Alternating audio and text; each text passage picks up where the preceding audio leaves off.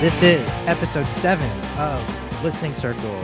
We have a phenomenal cast with us today, including 2 veterans and 2 newcomers. So I'm going to introduce you all one by one, and then just say hi or whatever when I introduce you. So firstly, we have Dante. Hello. And we have Grant. Hey, everybody. And then our 2 newcomers that I'm super excited about joining us for the first time ever on the Listening Circle are David, also known as Producer Dave. Hello, what's up? Heyo. And my good friend, a good longtime friend, Eric. Hey, what's going on, buddies? All right, so we're just gonna kind of jump right into it. The topic for today is a review of the new album Ultramono by Idols.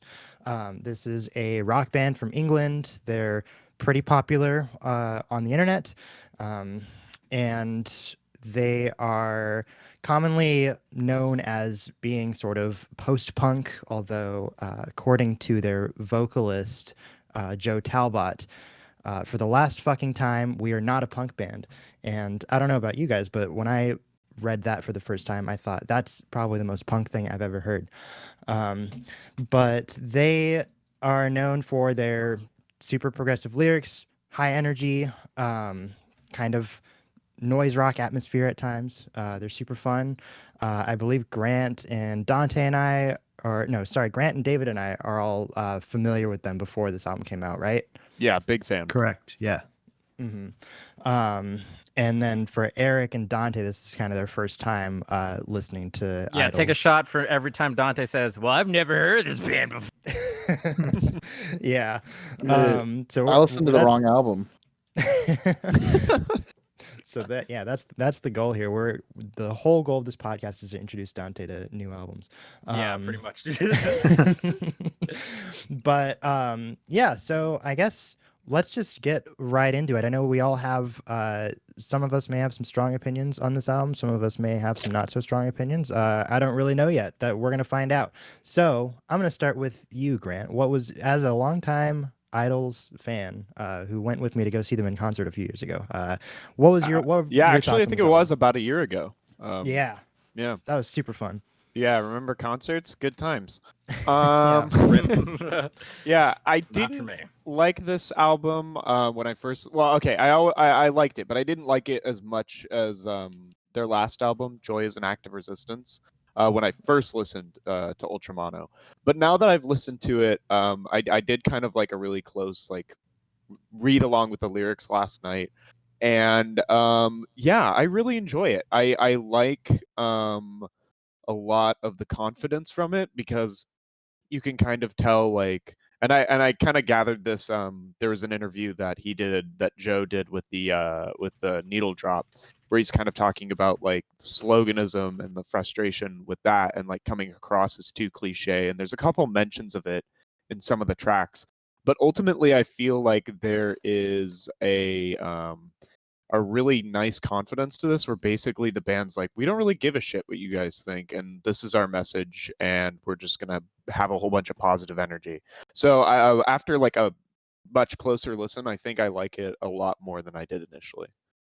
Yeah, I think I saw that interview too, and it was kind of cool to see how they definitely got some negative feedback, and they definitely recognized that, but they were also this is who we are, and fuck it, we don't make albums just to please whoever wants to hear us sound like our previous album or whatever. But definitely an album that sounds like they're having fun and not taking themselves too seriously. Was yeah, I was gonna say what's cool about it is they're very self-aware about it. They're not blindly what? No, I'm not like that. I'm being very nuanced. No, they're being aware that they're being over the head with it. So. Mm-hmm. Yeah, and Dante, so I guess going to you as someone who hasn't heard any of their music before, what were your first initial impressions? Well, I thought, again, I've never heard Idols before, and I honestly thought it was a total visceral assault of all the senses. If you're being beat to the pulp, and out of some masochistic urge, you're you just beg for more. Fuck yes, give me more. Because first off the bat, first track, boom, I was like, holy fuck, this is yes. This is great. And then my Spotify fucked up and put it in shuffle, so I heard him next. I was like, huh, they slowed it down after that fucking track. I was like, oh, I'm out of order. But overall, it's just like, it was great. And it was just something that like, it's been that thing I've been looking for years for punk rock. And I know they're not punk rock, but to me, they're fucking punk. That's fucking punk. That was punk with an edge. That is like old school Clash. That is like fucking Pistols back before they were fucking Tories. That was the fucking Ramones before they were Tories. That was fucking Black Flag in '82. Like that was the shit. And like that's that fucking punk rock edge that you like, you look at them the wrong way, they're gonna fucking stomp your fucking Nazi head in, you know? And it's so refreshing because all punk nowadays is so like cosmetically punk. It's not actually punk. It's just punk for the looks, but really there's just some bourgeois rich kid who's going into fucking soccer practice every goddamn fucking day. So it was so refreshing to hear that kind of edge and sound. So yeah, that was my thoughts about that initial kind of breakdown of it. Cool. Yeah, what about you, David? Generally, the album was pretty amazing to me. I did love it, but probably not as much as Joy. But then again, it's also been quite a hot minute since I heard that last album too. Yeah. But overall, like just like the push of just energy and sound, like there was like a lot of like care put into like the sound design of this album, which I really love too. You know, like you could tell that they were having fun with just textures within each song. Mm-hmm. Yeah, that's one thing I noticed too. There's a lot of different like each song was like, obviously there's a similar vibe throughout all the songs, but like they kind of switch it up enough to make it not boring to listen to all at once. Mm-hmm. Yeah, definitely. And in terms of sound, I think like they've really changed a lot of things and sort of diversified the sound a little bit. Like Grounds, like musically, Grounds might be my favorite track because it's like it's weirdly, I haven't heard them do anything that sounded that glitchy and different. You know, like it stands out, and I it's exciting that like they can still kind of provide that, you know, while still being such a simple band. Yeah. Cool. And to me, that was my favorite song off the whole record. And I was just surprised to find out that that wasn't the song that Kenny Beats was featured on. Like it was actually the next song, Mr. Motivator. Just like and all the when I weird found stuff. that out, I was like, this doesn't sound like Kenny Beats, but I mean that's awesome. Right? Yeah.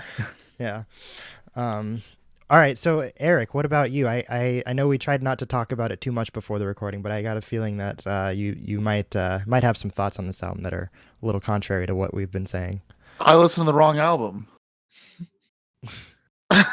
What do you mean? Really? I unironically listened to the wrong album. Oh my god. Oh, seriously? No, which I'm album not did you fucking listen with to? you. I listened to the newest Deftones album. Oh my Oh no! And I fucking hated it. Well, okay. We're switching to How about we Deftones just, now. we'll just talk about Idols, and then whenever we need like some Eric to talk, we'll just be like, "So how about that new Deftones album?" And he can just remind us, like, "Dude, it fucking sucks." I haven't heard it, but you can let me know about it. Yeah, you guys let me know when you want to hear about that. I'll let you know that it sucked. But otherwise, keep on. Elias, please include this in the episode. Yeah, of course. Okay, cool. Well, anyway, continuing on from our earlier discussion then. Sorry, Eric. But yeah, so a lot of people were saying that this album was definitely like, it was a little bit simpler than their previous albums. It was definitely like less like, innovative or whatever. My thought on that is like they found out their strengths and weaknesses, and they're kind of playing to their strengths on this album. They found a formula that works, and they're just like kind of going forward with it. And like I feel like it works pretty well. But I don't know. Do any of you guys feel like they like didn't go far enough with anything on this album? I mean, I haven't heard enough. I haven't heard the previous albums to say whether or not they were like, either or. But I think that's fucking punk rock to me, is the simplicity. It's the banging over the head over and over again. It's the rise above. It's the fucking, what's that line from Rage Against the Machine? Fucking know your enemy, all which are of American dreams. It's the bashing over the head until you get the fucking point. it's literally, that to me is punk rock. It's wearing it like a fucking badge of honor on your fucking leather jacket. It's fucking, it's like saying Nazi punks fuck off. It's literally that. It's me. I don't want. I'm kind of frustrated here. Sorry. I totally agree. It's that point of like, oh well, nuance. I'm like, okay, nuance is fine and cool in a different era of time, but right now we're in a time of era where people don't get fucking nuance, and now's not a time to fucking be subtle about shit. Now's a time to be fucking boisterous, outrageous with what you're trying to say about the points of masculinity, the points about consent, the point about fascism, and the point about the working class, like they say in the fucking Rain song. Like, how does it feel to fucking shank the working class? Like, that to me is more powerful than any fucking nuance fucking line. That fucking hit me hard. Yeah. Kind of building off of what Dante said. Just because something is like simple doesn't mean that it's not effective in terms of its communication. And like using that example of Rains, like the lyrics are pretty simple. It's basically just like a repeat of like 2 or 3 different questions, but from the 2 and 3 different questions you kind of understand like Idol's position about police and how they view the relationship between the police force and labor and the working class in general. But you don't have, it doesn't have to elaborate anything complicated for you to kind of get that message. And that's nice, because sometimes I think we all collectively, I mean, as somebody who agrees with Idols politically speaking, a lot of the time it's kind of nice to have those frustrations expressed in a way that's super simple, so that way it's just something that you can scream along to, like with the band and sort of get hyped with. You don't need some complicated thesis in order to understand the point that they're trying to make. 100%, yeah. Also, I would just want to say, like, and I think the other counterpoint that they're making, like, well, they're just, they're privileged kids coming from these things talking about working class, and like they're not working class at all. And I'm like, who fucking cares? Like, I'd rather have a guy who's my ally making the points with me than some fucking dude who's not fucking honestly genuine about the fucking problem.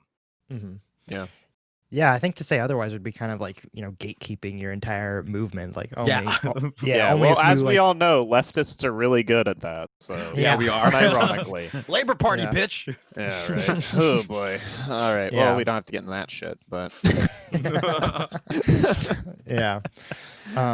But yeah, I mean, it shouldn't matter if like they're making a little bit more money or whatever. Like, if as long as the message is the same message that as long as the message gets across to people, I feel like that's what matters.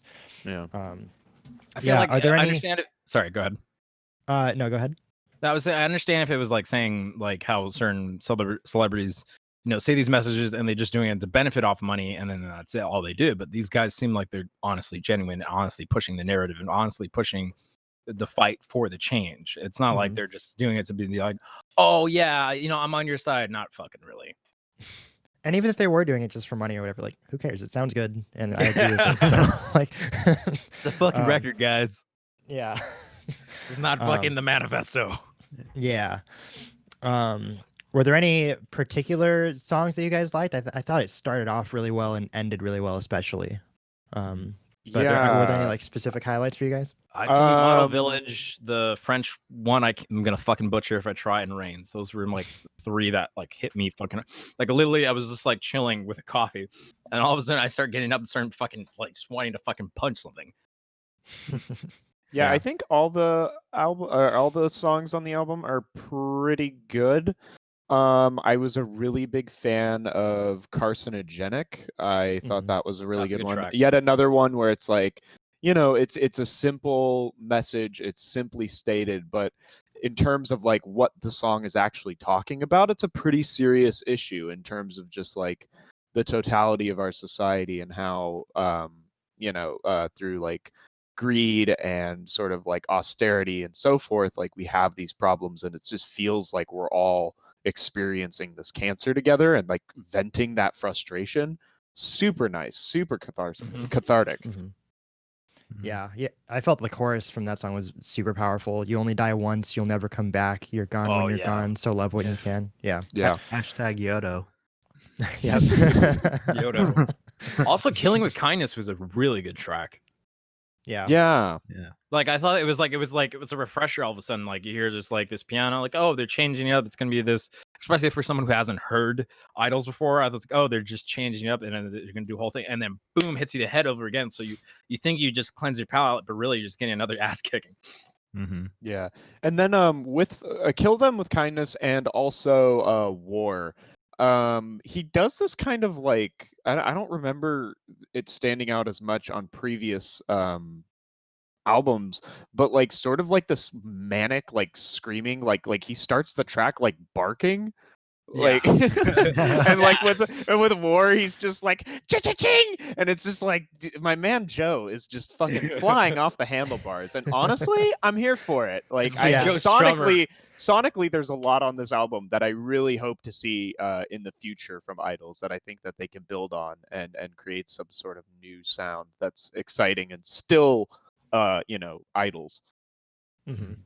Yeah. And as far as like War goes too, like I would even say that I really loved how like on the topic of war, the instruments would also kind of simulate some of those war kind of sounds. I don't know if y'all kind of like heard that, but like, some of the guitars would emulate sounds that would like be of like planes falling or like kind of like sirens in the background.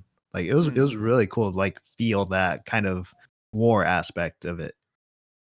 Yeah, that's cool. Yeah. I know definitely like the vocal stuff at the beginning mimics that, but I didn't notice the guitar and everything. That's really cool. Yeah, I'll have to keep a better ear out for that. Yeah. Yeah, that definitely was one of my highlights as well. That song just kind of like opens up the album. It's like super kick-ass, just like kicks you in the face. Yeah, there's no fucking warning. There's no like there's no like romancing. He's not lubing you up. He's going in fucking dry. Yeah.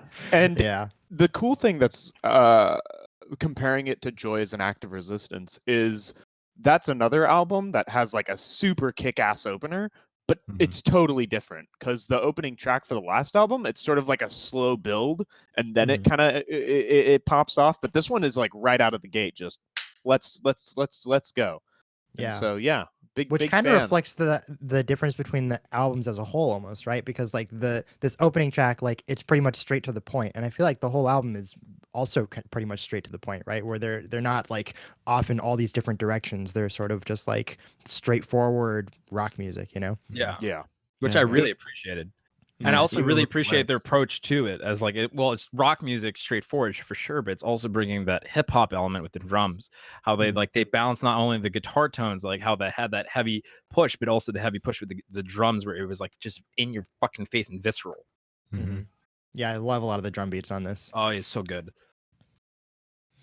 Yeah. And I would even say too, like just the choruses in general, or like the simple refrains, like with Anxiety, that song, like it's literally just repeating Anxiety for the rest of the song. So it's like that, like the album cover really just like reflects what you're getting per song. Is just like, take everything at face value, just like don't really read into it, just accept the words that are being said to you. Yeah. Yeah, especially with the consent song too. Right. Pretty in your face. Consent. Which it was interesting because a lot of people, I was reading like reviews and stuff. A lot of people thought that song was like pretty cringe, but Really? I I don't didn't know. think that was cringe at all. That made me want to like fucking beat a rapist. Yeah.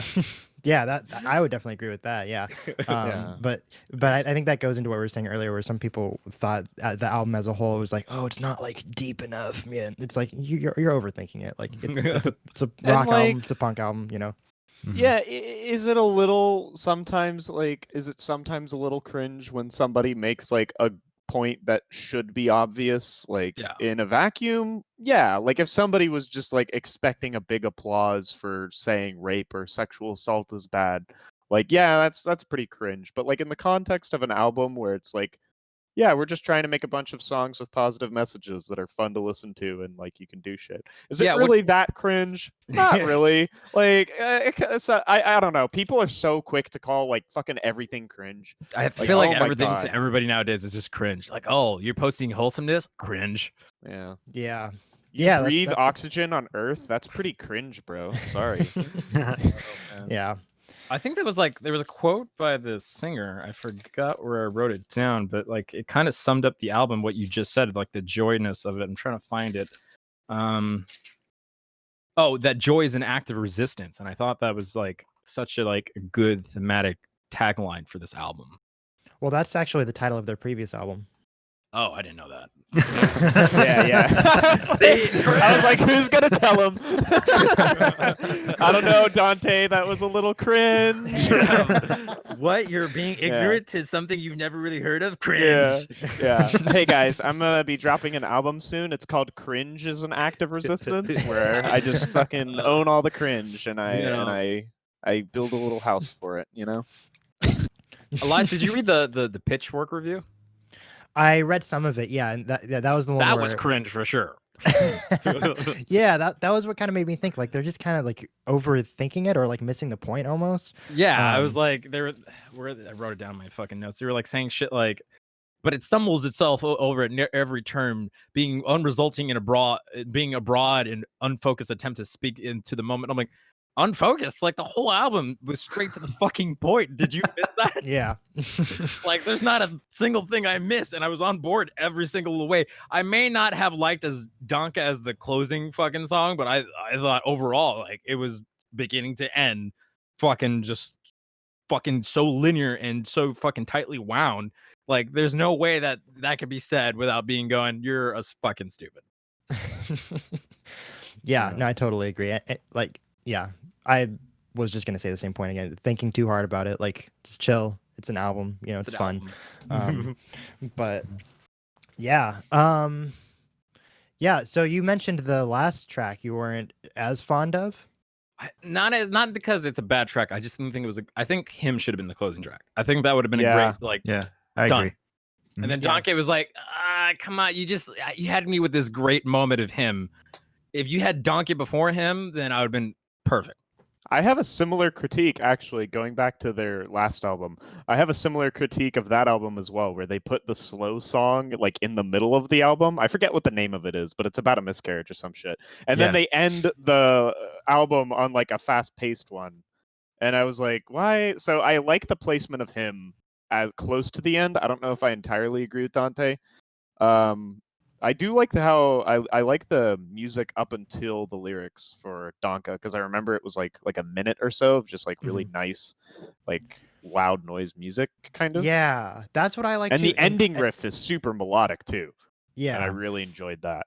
So when I don't know if I agree. I thought my Spotify fucking shorted out. I was like, what? Oh yeah, okay. The literal last seconds are like abrupt as fuck. Like it's like, and the album's over. The album's over, and then and then an ad played. I was like, oh wait, did an ad just interrupt my song? I was like, what? Yeah. See, because during like the first half of that song, it's all instrumental, and I thought they were doing a thing like I know like a few rap albums have done this before. Most Def, Tyler the Creator, where it's like the last song is just instrumental. It's just kind of a sort of a fade out of the whole album, and I thought they were doing that, but that would have been really cool. But yeah, I think I kind of agree with what you guys are going for, but yeah, I mean, like, honestly, I'll agree with the fact that none of these songs really were bad. No. Yeah, because it's kind of hard to mess it up when it's like this straightforward, you know, not in a bad way, but I did think that some of the songs, like in the middle, like kind of starting with Ne touche pas moi, were like that song. I like the song too. I feel like some of these songs, like, they start out pretty interesting, where it's like, oh wow, there's like a bass intro here, and there's like, you know, it starts out with a drum beat here. They don't do the lyrics until the halfway point of the song here, but then like halfway through the song, it's like, I don't know, it starts to feel a little samey, but it wasn't something that bothered me. It's just something that I felt like if I were to listen to this album for a longer period of time, there's probably some songs that I would feel more like skipping, but not like a huge critique, but just kind of a small thing. Yeah, totally. And everything pretty much before Model Village, you know, it's just like banger after banger after banger. But like, you know, I'm just taking like the scenic route now with like Ne touche pas moi. You know, and from basically there up until probably a hymn, you know, it all just, as you said, Elias, it kind of just sounds like the same, but like still intrigues me enough to like like keep going with the album. Like I'm not like zoning out or tuning it out. Yeah, definitely. Mhm. I don't know. I felt from Model Village to him. That was my favorite part. I mean, I love the interesting. beginning half, but I thought, like, to me, that was the part where I was like, yes, fuck yes. Like, this is the fucking anthem of the fucking movement. Yes, yes, Yeah. yes. Just like, I felt so amped. I wanted to, like, fucking, like, protest and fucking, like, punch a Trump supporter or some shit. Yeah. Yeah, I definitely felt that energy throughout this whole album. I mean, I've been listening to it like, on walks and in my room and in the shower and everything, and it's just like it's just a very, very energetic album, and I needed that. And it doesn't lose its replayable quality either. Like, Yeah. I Well, we thought, don't know like, that yet because it's only been out for a couple weeks. But that's true. But I'm just saying, like, when I first played it, I thought, like, okay, I'm not gonna have that same feeling again, I bet. And then I was like, no, I still got the same feeling. Okay, probably maybe like I do this a lot. I'll listen to albums and then I'll fucking hate it afterwards. Mhm. Then 6 plays still hasn't burnt out for me. Yeah, I think that's due to a lot of ways. I'm a really big fan of Joe's vocal presence and performance on pretty much any track, definitely. like from Brutalism to now. Yeah, like it's always like 110%, and it's so much fun. I don't know if you guys do this, to sing along pretending to be Joe with the accent and everything. 10 out of 10 times. Recommend it. Yeah. I fucking love you. You know, like, hell yeah. It's a little. Hey, I'll acknowledge that's a little cringe, but I don't give a shit. I'm having a good time. I'm ultra mono, baby. I think the accent is like half of what makes the music, and in my opinion, like yeah, I think he would actually be proud that you're actually fucking doing that. And it's but for real though, what you're saying, like, even with the accent, like someone who's lived in England, like, knows those types of peeps. I was doing the voice too. I was like, oh, this sounds like that bloke at the pub. I know that fucking guy. Yeah. If 100%, if this was an American band, like, it would not have nearly the same amount of fire. No. Yeah, absolutely not. Yeah. But that's the thing, was also, since I have lived in England, I've heard those kinds of sounds, like that really dirt grind kind of fucking sound, really dirty, like the kind of shit that just fucking curbs your fucking teeth in, dude. Like, that's what I really, really appreciated. I was like, yes, this is just like the fucking thing. But I'm new, so to me, this is like a new band. Like, I know they've been around for a while, but to me, it's like a new fucking band to me. Yeah, check out. I would say all 3 of their albums are pretty great. Joy is an Act of Resistance is probably my favorite, semi for personal reasons, but I think it's also a little bit more diverse. And then Brutalism's also pretty tight. No, I'm gonna check out their previous shit. I just didn't want to ruin the No, I get you. Makes like sense.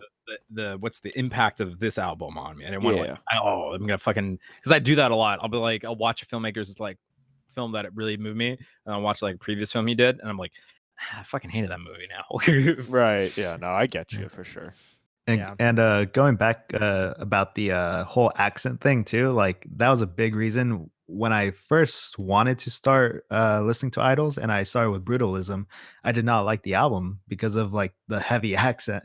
Oh, so, really? Yeah, surprisingly enough. And like I didn't give the album a fair shot, and I still have not gone back to revisit it yet. But like then I heard Joy as an Act of Resistance, and it just like sounded a lot more natural or cleaner to me, which is weird. And then obviously now with this album, it felt like a character trait. Yeah. Could be also your taste evolving, because I know that's happened to me before, where like initially I'll be like, this is gross, I don't like it, and then like eventually it'll be like, dude, this is my shit, it's my favorite album ever, So, right? Yeah. That used to be with me and Lo-Fi. I was like, dude, this sounds so like fucking cliche. It sounds like a fucking niche thing. And then I'm like, I'm going to sleep to this shit. Fuck you. Yep. Yeah. Okay, so firstly, is any other notes you guys want to bring up, or can we go to the overall rating of the album? Yeah, I have one more note. I have one more note. Eric, what do you think of Deftones?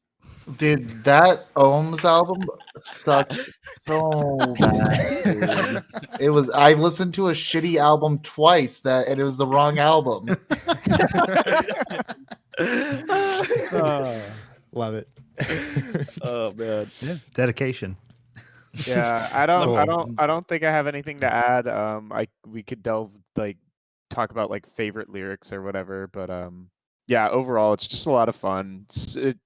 classic Idols, straight to the point, real fucking straightforward, but still super awesome. And Punk fucking enjoyable. classico, but doesn't fucking repeat the genre. It actually says something new. It's not like some carbon copy. It's like literally, like if you could implant Idols into that whole late 70s, early 80s punk anthem, even probably even Iggy Pop era either too, you could it would probably fit in and you wouldn't fucking even notice.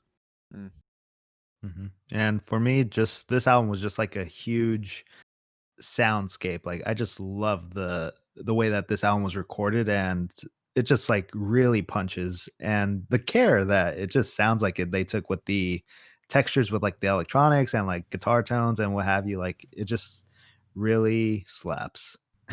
Yeah, big agree.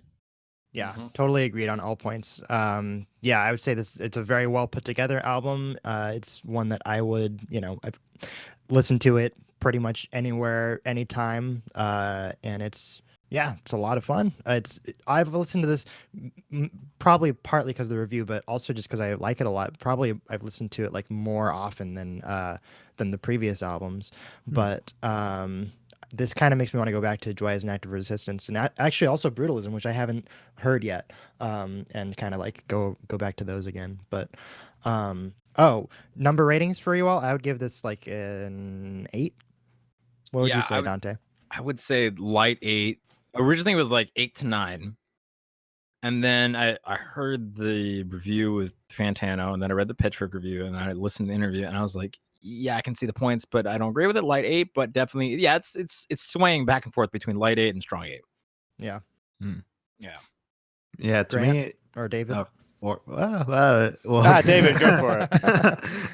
Yeah, I guess I'll do I'll do probably a light 8 with this. I hesitate to say a 7 because like it just like excites me so much to like listen to it, and that like doesn't really happen with like 7 albums, I guess. So because it excites me to always revisit it, like that's why I would do an 8. Yeah, same. That's why I felt like it was an 8 for sure. Yeah. Yeah, originally when I listened to it, I was kind of chilling at like a 7.5. I don't know. Maybe I was just like in a weird mood. But now that I've like it's grown on me, I'm definitely chilling at like an 8 to 8.5, which like it feels like everybody like is calling it an 8 or whatever. But I don't know. Well, It's kind of how I not feel everyone. about it. People on Rate Your Music are super mad. We got Pitchfork gave it a okay. Well, I don't care 5.5. what those virgins have to say. So Yeah, Pitchfork gave it a 5.5. Oh yeah, I don't care. I was like, fuck you, Pitchfork. Yeah. I'm under the age 25. Anthony Fantano is the only musical critic I listen to. I'm 26 now. I can't enjoy Fantano. I'm sorry. Yeah, you can't listen to him anymore. Sorry. He's for young people. Get out of here, granddad. All right. And Eric, what would you rate the new Deftones album? A solid like 3 out of 10. Like it was harsh. It was garbage. Damn. We should title this Ultramono / whatever the name of Deftones album was review, and we can count this as like a double, you know? We reviewed get some bonus points. We reviewed 2 albums today. Ish. We reviewed 2 albums ish. All right. Well, thank you all for joining, and thank you all for listening over on the other end. And we got a lot of cool stuff coming up on Instagram. I don't know when exactly this episode is going to be coming out, but I'm going to be doing an interview with a buddy of mine who's coming out with an album, which is also my album because I did drums on it. That'll be fun. And that'll be on YouTube as well. So check us out on Instagram, on YouTube, on all the social medias. Join our Discord server where we're always talking about the latest tunes and playing Among Us and doing all sorts of fun stuff. And let us know, give us comments about what you thought of this review. Did you love it? Did you hate it? What would you rate it? Shut up. Yeah, you have to shave your head now. The curls have to go. I'm sorry. You can't say that with a head full of hair. Fuck you. That's cultural appropriation. That's appropriating melon culture, okay? Yeah. True. Rest in peace, Eddie Van Halen. Rest in peace, Eddie Van Halen. Yeah, true. Rip. Yeah. And yeah, just thank you everyone, and hope to see you in Discord and all the other good stuff. See you later. Toodles, everybody. Bye.